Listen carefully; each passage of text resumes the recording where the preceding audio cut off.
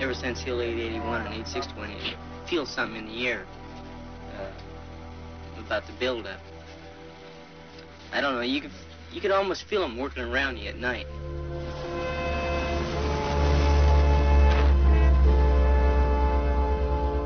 Dear Ellen, we've really been preparing for this all-out offensive by the Gooks. I guess you might have read about it in the papers. There's supposed to be a truce in Vietnam during the Chinese Tet New Year.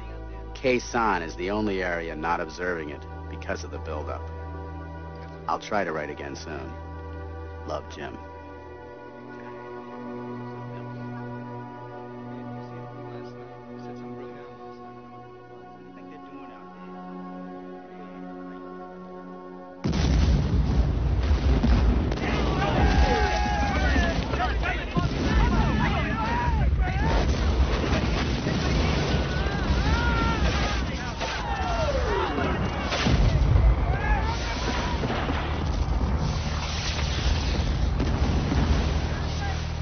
Dear Mom and Dad, I guess by now you're worried sick over my safety.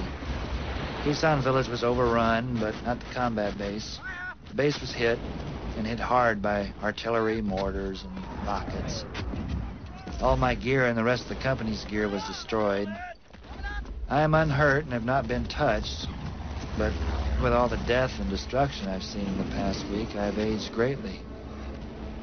I feel like an old man now. I've seen enough of war and its destruction. I'm scared by it, but not scared enough to quit. I'm a Marine, and I hope someday to be a good one. Please pray for us all here at Khe Sahn. Your son and Marine, Kevin.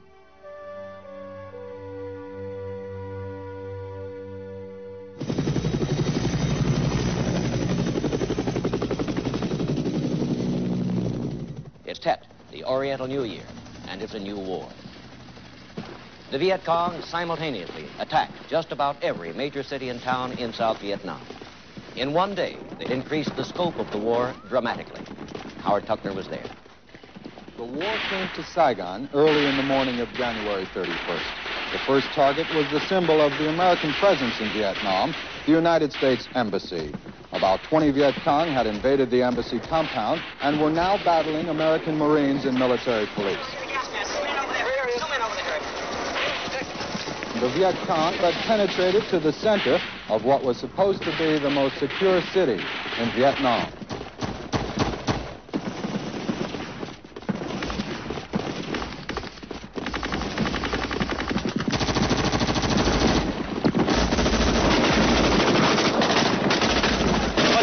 Part of it. Not knowing where they are, that's the worst thing. Riding around and running the sewers and the gutters anywhere. Be anywhere. Just hope you can stay alive from day to day. Everybody just wants to go back home and go to school. That's about it. You lost any friends? Quite a few. We lost one the other day. The whole thing stinks, really.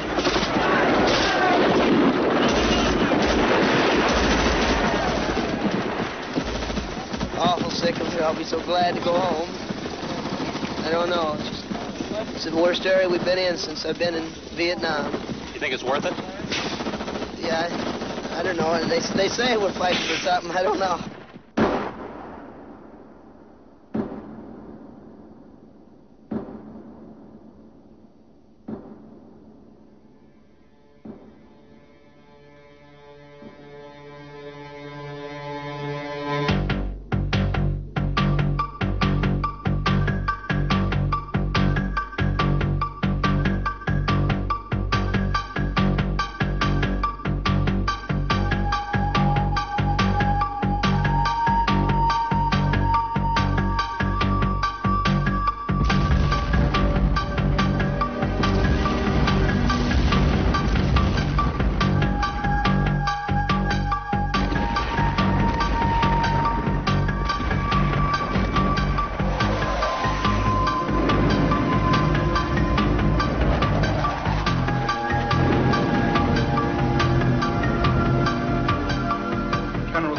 Speculation up here in the hill that ultimately we may have to use nuclear weapons. What can you say on that subject? I do not think that nuclear weapons will be required to defend Khe Sahn.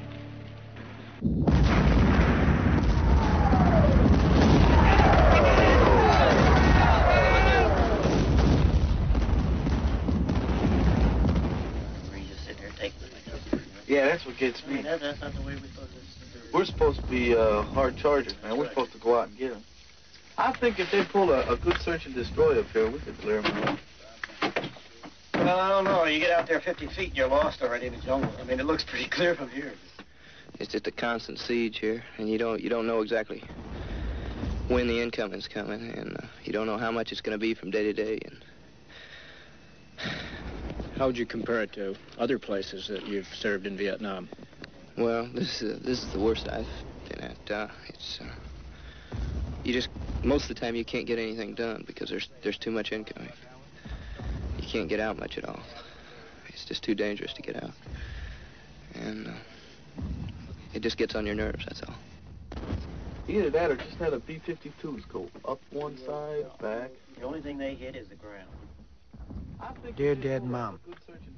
Well, they haven't got me yet. I'm sitting here in my new bunker underground with many sandbags and metal skids between me and the surface. But the men and I will be all right no matter what comes. We are all well, and morale is high. You know, I've never really regretted coming over here. Even yesterday when my favorite turd got it. The little guy with my platoon sergeant's radio man. I really loved the kid. He was the hardest little worker and never complained, do anything for you. After they had taken him away, it almost kicked my ass, as the saying goes. I almost cracked. But there were 75 others to worry about, and I snapped myself out of my cheap civilian wool and got back to work. Well, you learn every day the mistakes you were making, and the biggest one is to get too attached to any one person. Not over here, at least. Things happen so quickly, and one minute he's fine, and the next, he's not. But old Don is pretty lucky, knock on wood. Now, home I'll come, I'm sure.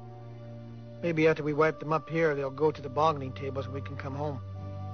All of us. Love, Don.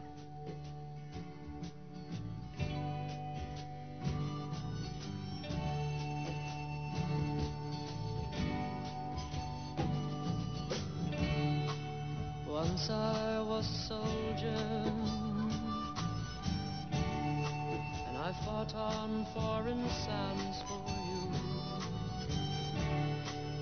Once I was a hunter, and I brought home fresh meat for you. Once I was a lover, and I searched behind your eyes for you. And soon there'll be another to tell you I was just alive. And sometimes I wonder, just for a while,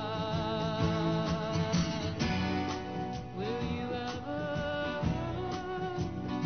remember me?